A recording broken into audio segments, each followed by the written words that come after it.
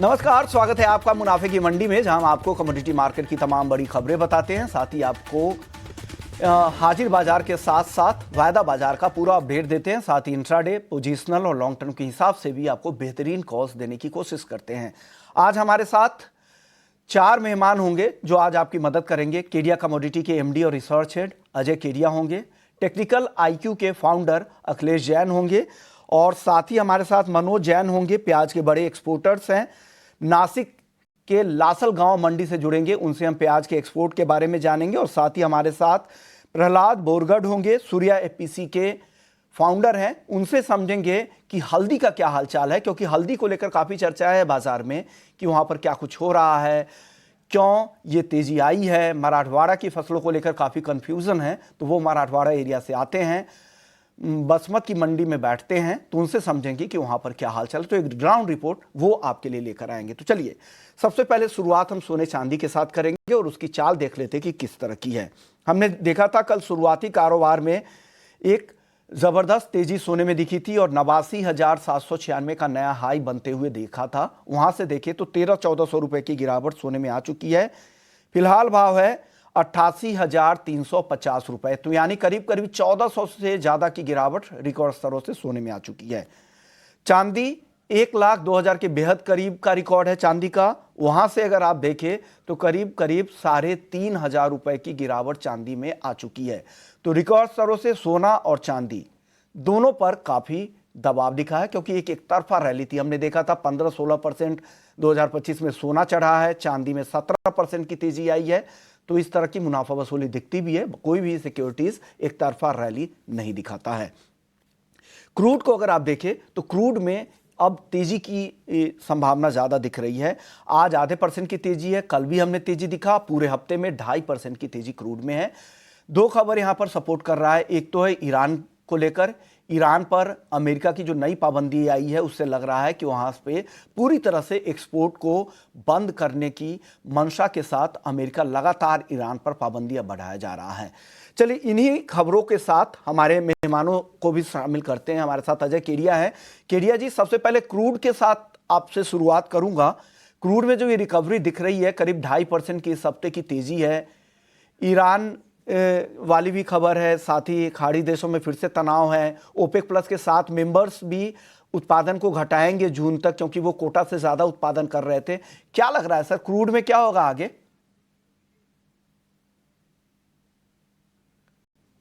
Sir level ऐसा है कि जी जी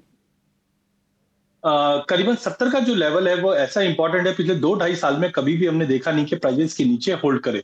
नो डाउट अप्रैल से ये उम्मीद है कि ओपेक अपने प्रोडक्शन अगर बढ़ाता है तो डेफिनेटली इस बार ओवर सप्लाई की सिचुएशन बढ़ेगी। बट जिस ढंग से जियोपॉलिटिकल टेंशन बना हुआ है, ये कहीं ना कहीं बार बार में प्राइजेस को सपोर्ट करता हुआ दिखाई दे रहा है। As of now weekly definitely हम प्राइजेस 72 के करीब है और जिस ढंग से ओपेक ने प्लान किया है आउटपुट कट के लिए, ये एक बड़ा गेम चेंजर है। और टेक्निकली भी मुझे लगता है अगर 70 का लेवल ब्रीच नहीं करता है तो एक बार 74-50 से 75 तक का लेवल देखने मिल सकता है। तो ओवरऑल मुझे लगता है एक तरफ ट्रंप का प्रेशर कंटिन्यू बना हुआ रहेगा, दूसरी तरफ जो सीज फायर हमने देखा था ईरान ये रशिया वाला, यहाँ पे भी कुछ नया होता हुआ दिखाई नहीं दे रहा। इनफैक्ट चीजें और खराब होती हुई दिखाई दे। तो ये सबके चलते कच्चे तेल में मुझे लगता है कि इंटरनेशनल के अंदर डेफिनेटली 74-50 तक का लेवल है, जबकि डोमेस्टिक मार्केट में रुपए की मजबूती की वजह से थोड़ी बहुत हमने गिरावट अब तक देखी है। बट 6,000-6,050 तक का एक स्पाइक हम आते हुए देख पाएंगे। तो कुल मिला के टाइमिंग थोड़ा सा वॉचफुल रहना चाहिए। बट कच्चे तेल में मुझे लगता है कि एक बाउंस रहेगा जो 6,050 से 6,100 तक का भी लेवल टाइमिंग दिखा सकता है।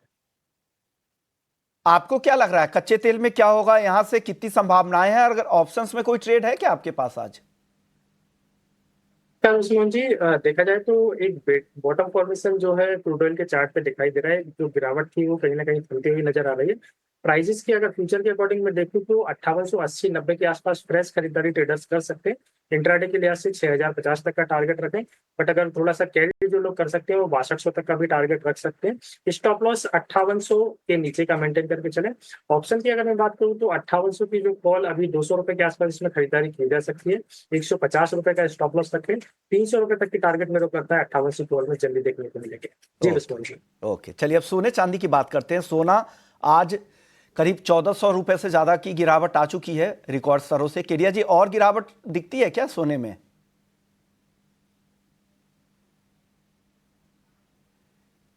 केरिया जी, आपसे मेरा सवाल था, सोने में और गिरावट है क्या बची हुई सर?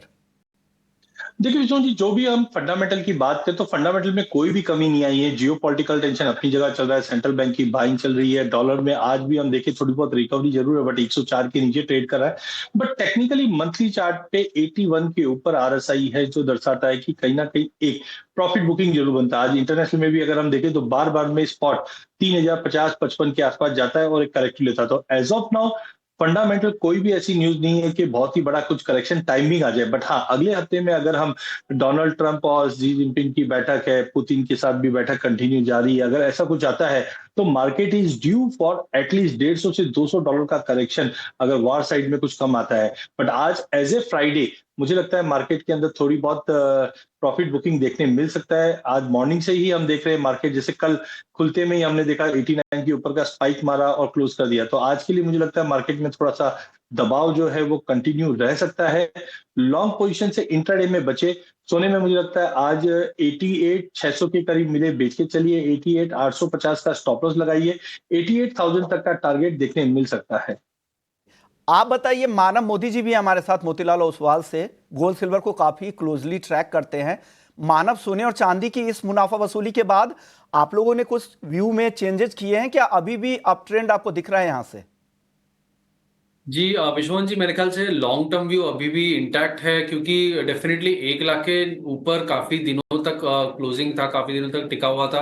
अब जाके वहां से थोड़ी प्रॉफिट बुकिंग हम डेफिनेटली देख रहे हैं, लेकिन जैसे हम कहते हैं फैक्टर्स में कोई बदलाव नहीं हुए, फैक्टर्स अभी भी वही हैं। हम जियोपॉलिटिकल टेंशंस की बात करें, ट्रेड वॉर की बात करें, सेंट्रल बैंक बाइंग की बात करें, एक फैक्टर जो मुझे लगता है थोड़ा चेंज हुआ है वो है डॉलर इंडेक्स, जिसके ऊपर ध्यान देना जरूरी है।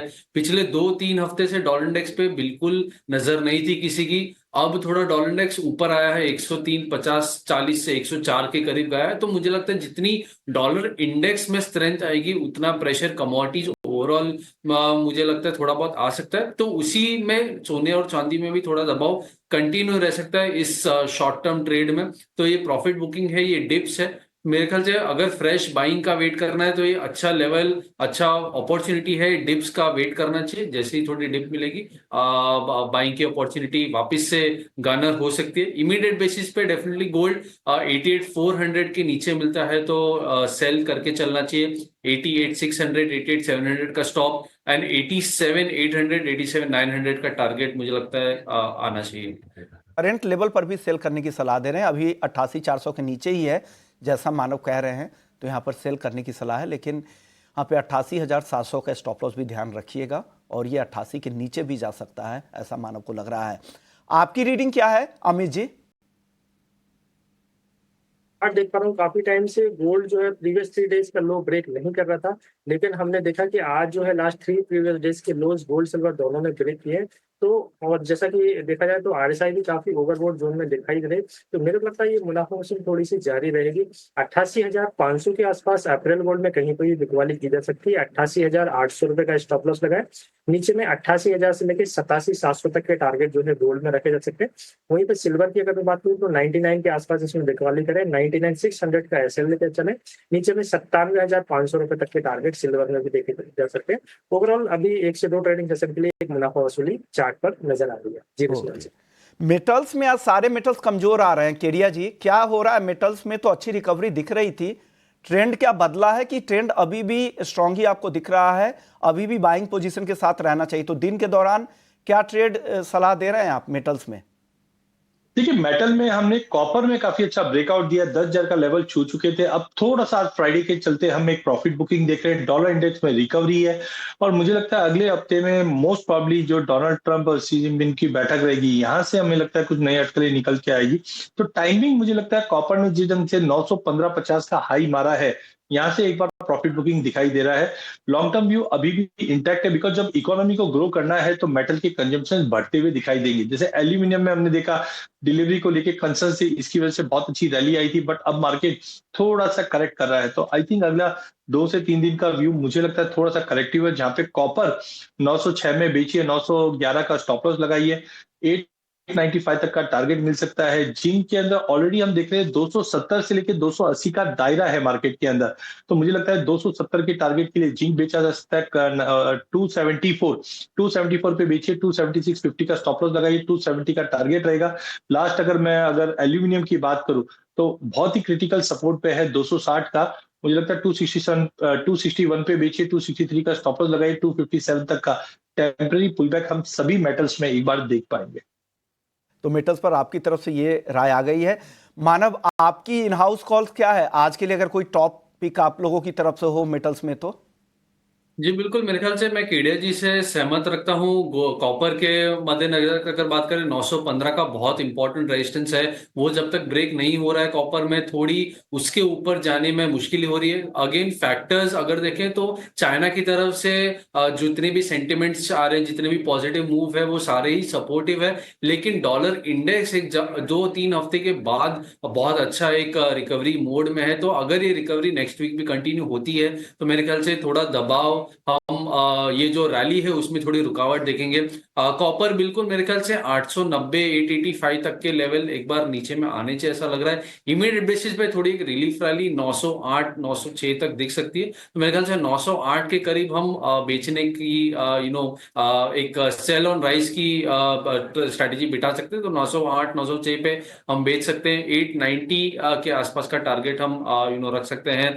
अगर और ऊपर में जो इमीडिएट रेजिस्टेंस है बिल्कुल 915 के आसपास का, वो एक बार बहुत स्ट्रॉन्ग जोन है। जिंक की अगर बात करें तो मेरे ख्याल से जिंक में भी सप्लाई टाइटनेस, चाइना की उम्मीद, इन्वेंट्री नंबर्स, कॉपर में भी इन्वेंट्री देखना जरूरी है, जिंक में भी इन्वेंट्री फ्लक्चुएशन थोड़ी हो रही है। लेकिन 272 के नीचे जिंक जाता है उसके बाद ही मेरे ख्याल से सेलिंग थोड़ी बेटर होगी। 272 एक स्ट्रॉन्ग सपोर्ट जोन है, उसके नीचे जाता है तो ही सेलिंग करना बेहतर होगा।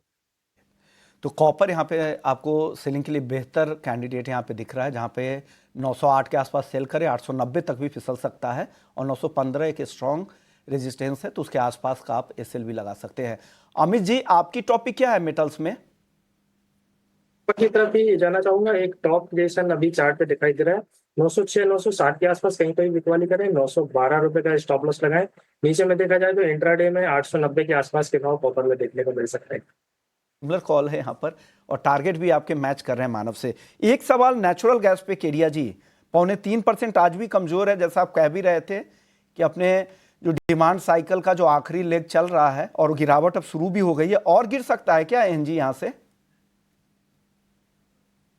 केडिया जी कंप्लीट हो चुकी है, क्योंकि टेम्परेचर के अंदर जो भी हमने फरवरी के बाद से एक थोड़ा रिस्क ही रहता है, तो मुझे लगता है वो तो एक क्लियर हो गया है। साथ में अब आपको ध्यान देखना है कि यूक्रेन के गैस इंफ्रास्ट्रक्चर पे अगर कुछ अटकल लगाई जा रही है कि कुछ वापस रिवर्ट रशिया करता है, तो वो एक प्राइजेस को सपोर्ट कर सकता है। अदरवाइज वेदर को देखते हुए मुझे लगता है प्राइजेस अब 320 का इमीडिएट सपोर्ट है, और उसके नीचे भी 270-80 भी दिखा सकता है अगर कोई युद्ध जैसी सिचुएशन में नहीं आता है। बिकॉज यूरोप के अंदर अभी भी इन्वेंट्रीज, जो रिफिलिंग का टाइम है वो होता है मई मंथ, तो हमारे पास पूरा अप्रैल मंथ पड़ा हुआ है, और यहाँ पे मुझे लगता है सप्लाई धीरे धीरे बढ़ती हुई दिखाई देगी। तो मेरा मानना है कि 340-42 की रेंज में बेच के चलिए। 355 का थोड़ा सा लंबा है, स्टॉप लॉस करिए। नीचे में टारगेट आप एटलीस्ट 290 का लेके चलिए। अगले हफ्ते तक मुझे लगता है ये 300 का आंकड़ा तोड़ता हुआ दिखाई देगा। नेचुरल गैस में अभी भी व्यू मेरा मंदी का है। कतार, यहाँ पे आपका मंदी का व्यू यहाँ पर नेचुरल गैस को लेकर है। चलिए, वक्त है ब्रेक का। शुक्रिया केडिया जी, अमित जी और मानव, आप तीनों मेहमानों का। आप लोगों ने बहुत ही शॉर्ट नोटिस पे आए और हमारे दर्शकों को गाइड किया पूरे ही नॉन एग्री मार्केट को लेकर। करते हल्दी के साथ, जहां जबरदस्त तेजी दिख रही है, आज भी 3.5% और हाल के निचले स्तरों से 2500 रुपए की रिकवरी आ चुकी है। हमारे साथ प्रहलाद बोरगढ़ साहब हैं, सूर्या एफपीसी से। शुक्रिया सर, आपने वक्त दिया। सर, क्या हाल चाल है? मराठवाड़ा के क्या ग्राउंड रिपोर्ट है? यील्ड को लेकर जो खबर आ रही कि कमजोर है, आप बताइए कि ग्राउंड की रियल स्थिति क्या है हल्दी में? सर, हल्दी का जो ग्रोथ था पहले तो अच्छा लग रहा था, और दूसरे कंफ्यूज होने वाली बात ये हुई थी कि हल्दी का जो क्षेत्र है वो 25% बड़ा है। इसको लेके एक फसल अच्छी आएगी ऐसा पकड़ के हल्दी के रेट गिरे थे। हल्दी में तेजी है ऐसा नहीं बोल सकते हम। हल्दी जो रेट अभी है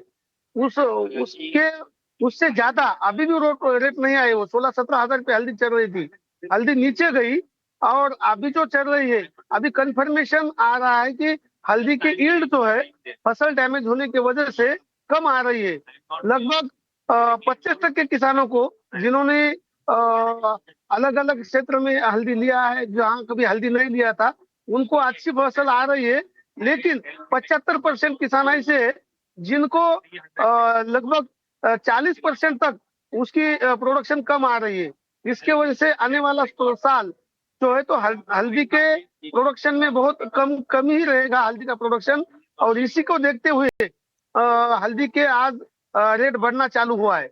और हल्दी थोड़ा दबाव का प्रेशर होने के बाद थोड़ा सा कुछ हो सकता है कम नीचे, लेकिन फिर से हल्दी अच्छे ही रेट में रहेगी। आने वाला साल हल्दी के लिए अच्छा है कि वहां पर ईल्ड को लेकर नुकसान है। ज्यादातर किसानों की जो पैदावार है वो पिछले साल से कम है, ईल्ड को लेकर चिंता है। वहां पर जिस तरह से एक्सटेंडेड मॉनसून का सीजन था, बाद में अचानक से तापमान बढ़े, उससे हल्दी में ईल्ड की चिंता बढ़ी है और यहाँ पर खराब फसल है, ये कहना है। क्योंकि ये किसान खुद भी किसान है और किसानों के साथ कनेक्ट भी हैं और एफपीसी भी चलाते हैं, इसलिए ग्राउंड की रिपोर्ट हमारे लिए लेकर आए थे। शुक्रिया सर, आपने बताया कि मराठवाड़ा की क्या स्थिति है।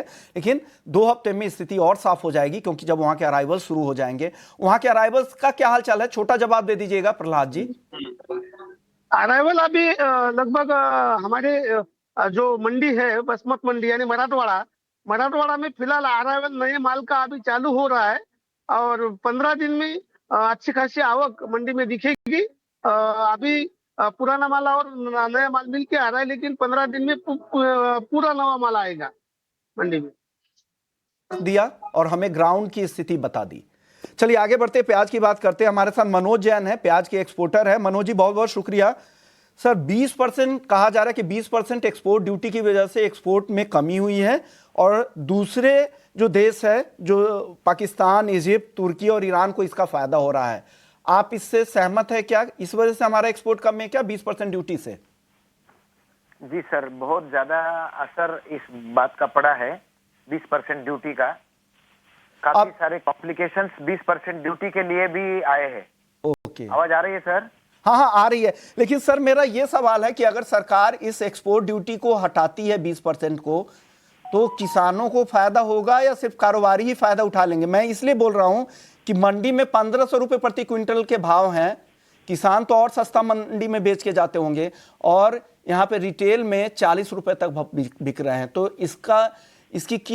इस बात को कैसे कोई मान ले कि अगर एक्सपोर्ट होगा तो उसका फायदा किसानों को मिलेगा?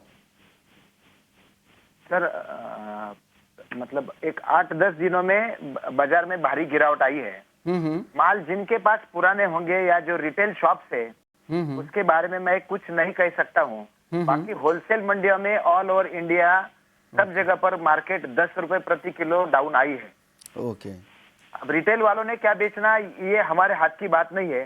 और समझो उन्होंने पुरानी खरीद की होगी तो वो माल उस भाव में बेचते भी होंगे, लेकिन आने वाले दिनों में मार्केट नीचे आना ये तय है। गवर्नमेंट ने यदि ये 20% ड्यूटी यदि कम किया तो मार्केट में 2-3-4 रुपए का इजाफा हो सकता है। अदरवाइज मार्केट में जिस ढंग से माल आ रहा है, सिर्फ महाराष्ट्र ही नहीं, गुजरात, राजस्थान, एमपी, साथ साथ में सुखसागर जो पश्चिम बंगाल का क्रॉप है, कुछ बिहार का क्रॉप है, कुछ हरियाणा में भी निकलता है। तो ऐसे ऑल ओवर इंडिया में इस समय में क्रॉप निकल रहा है और निकलता है। तो इस वजह से बाजार में काफी सारी गिरावट आई है और आने वाले भी है। ओके, यानी आपको लग रहा है कि एक्सपोर्ट ड्यूटी की वजह से एक्सपोर्ट अगर बढ़ेगी तो जो दाम में आगे गिरने की संभावना है उस पर लगाम लग सकती है और किसानों को फायदा हो सकता है। शुक्रिया सर, वक्त कम है, आपने वक्त दिया और हमें ग्राउंड का अपडेट दिया। मुनाफे की मंडी में इतना ही, आगे FNO जंक्शन। नमस्कार।